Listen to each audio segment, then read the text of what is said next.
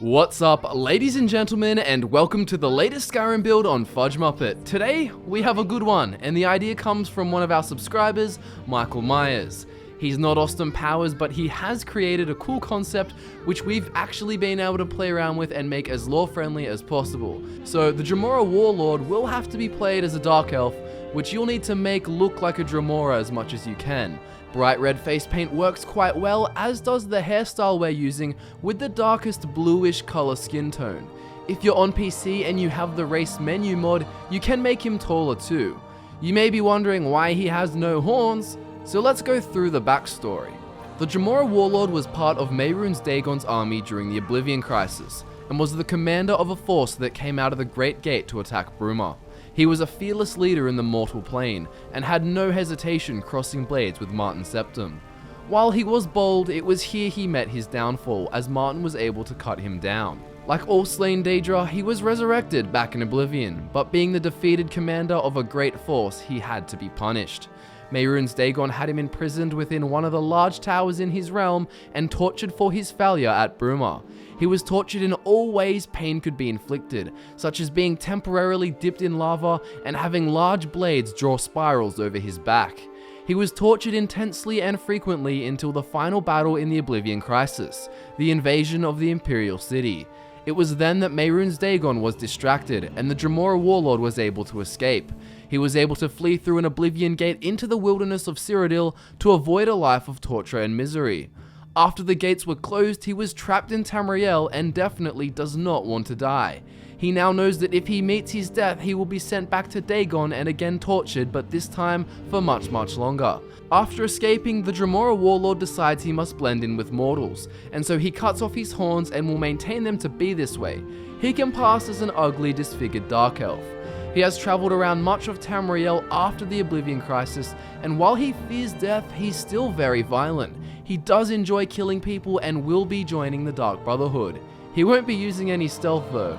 Now, while he fears death, he's no coward, so obviously not every battle is one he's gonna worry about. He is powerful and loves to fight. His armor, magic, weapons, and skills will keep him confident in most circumstances. Being a Dremora, you also will not follow the path of the Dragonborn, as it isn't really lore-friendly. If you want to make something up in your head and rationalize it, well, you can, but we're choosing not to. You can do the College of Winterhold if you want to as well, but the main one is the Dark Brotherhood. You'll also want to kill random travelers on the roads, but avoid the vigilance of Stendarr.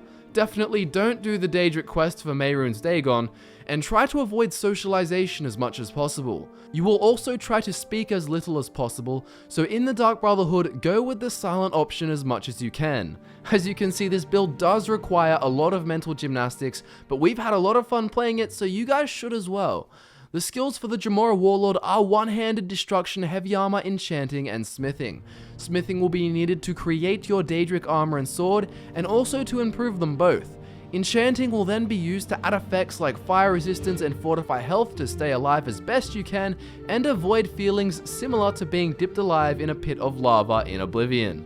One-handed will be used for your combat prowess, and of course to kill people, which is something the Dremora Warlord thoroughly enjoys. And you're also going to want to enchant your sword with fire damage and even fear if you want to. Destruction will be used to set people on fire and burn everything in your way, and it tends to be the magical skill the Dremora Warlord is best at.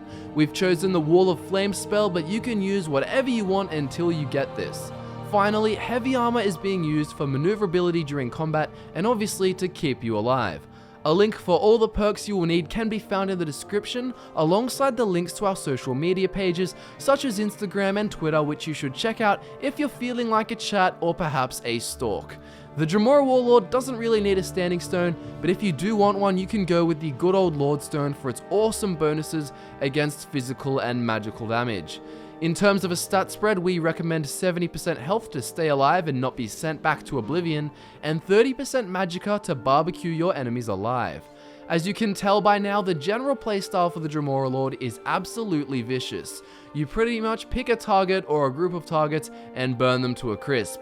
You don't take a surprise approach, you just run in and burn and slash. You'll want to keep Wall of Flames on until you're in close range, and then it's Master Chef from then on. You cook meat before you chop it up. You have no mercy against those you decide to kill, but at the same time you will have to be discreet in public about your true identity. You don't want the world to know about you, and you don't want to be hunted down. Then again, at the same time, you will want to kill people when possible and not use sneak while doing the Dark Brotherhood. You're going to wear your helmet for role-playing to hide your face if you have to fight in a city too. Wearing a helmet is also optional, and we recommend not wearing it while just walking around in the wild. This is simply so you can enjoy the aesthetic of the character. And that wraps up this week's Skyrim build, the Dremora Warlord. I hope you've enjoyed this video, and I look forward to reading your feedback in the comments below. Be sure to subscribe for more and join us here on FudgeMuppet, and also to check the description to get your perk link and check out our social media pages. I'd also like to say that the FudgeMuppet gaming mousepads are now available for $15, no shipping cost if you type in Skyrim at the checkout.